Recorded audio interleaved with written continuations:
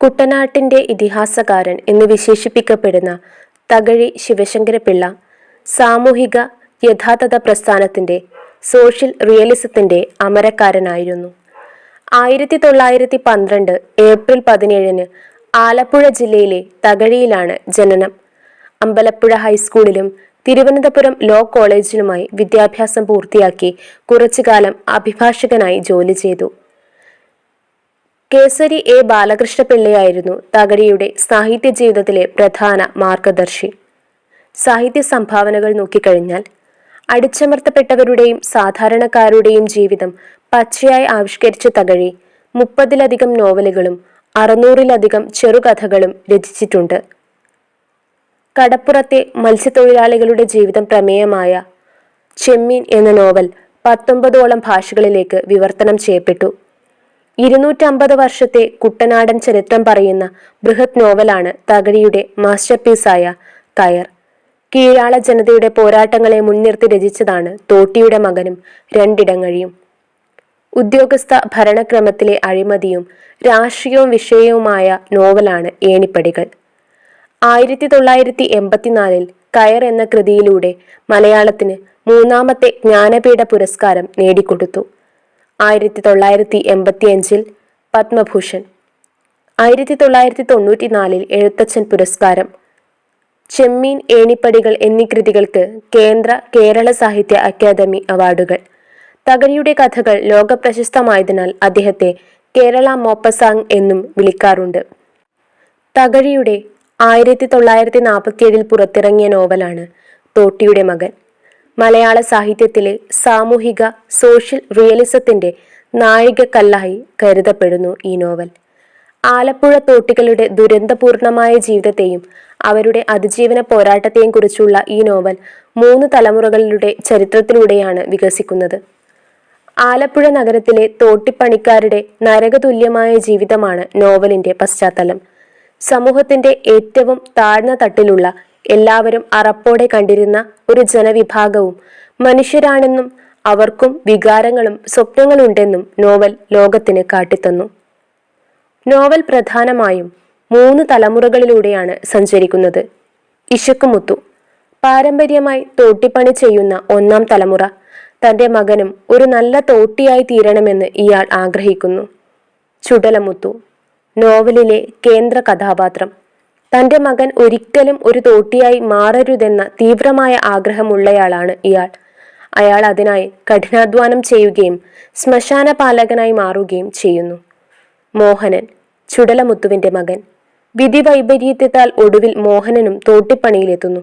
എന്നാൽ മുൻ തലമുറകളിൽ നിന്ന് വ്യത്യസ്തമായി അനീതിക്കെതിരെ പ്രതികരിക്കുന്ന ഒരു അഗ്നിനാളമായിട്ടാണ് തകഴി മോഹനനെ അവതരിപ്പിക്കുന്നത്.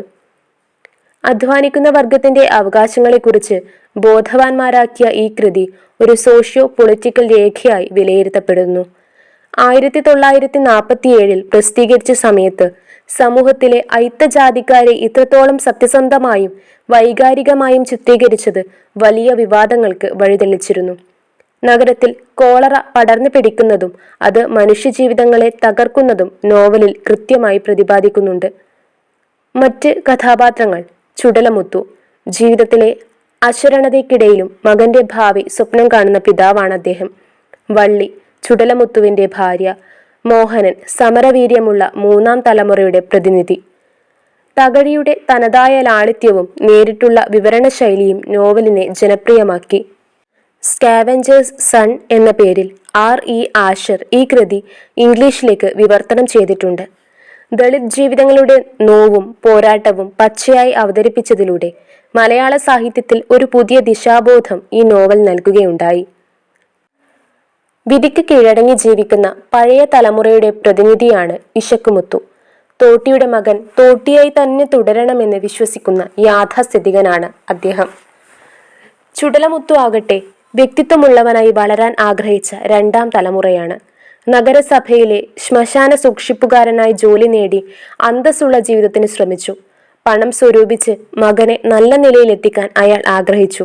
എന്നാൽ പ്ലേഗ് ബാധിച്ച് അയാൾ മരിക്കുന്നു. ചുടലമുത്തുവിന്റെ ഭാര്യയാണ് വള്ളി. തൻ്റെ കുടുംബത്തെ പോറ്റാൻ കഠിനാധ്വാനം ചെയ്യുന്നവൾ.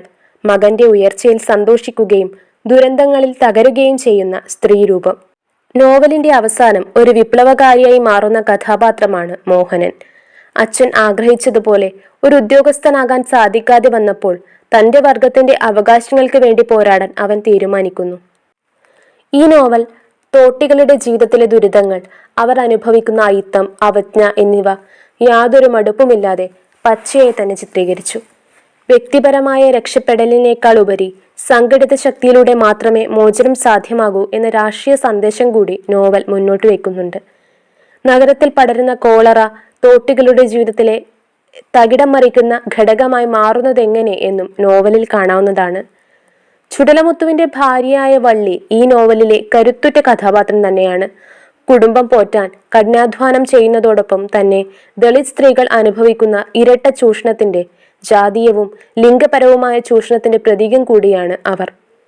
ഇന്ത്യൻ സ്വാതന്ത്ര്യത്തിന്റെ വർഷത്തിൽ പുറത്തിറങ്ങിയ ഈ നോവൽ സ്വാതന്ത്ര്യം ആർക്കു വേണ്ടിയാണ് എന്ന ചോദ്യം പരോക്ഷമായി ചോദിക്കുന്നുണ്ട്. അതുകൊണ്ട് തന്നെ അന്നത്തെ യാഥാസ്ഥിതിക സമൂഹത്തിൽ അധസ്ഥിതരുടെ ജീവിതം ഇത്രത്തോളം സത്യസന്ധമായി അവതരിപ്പിച്ചത് വലിയ വിവാദങ്ങൾക്കും ചർച്ചകൾക്കും വഴിവെച്ചിരുന്നു.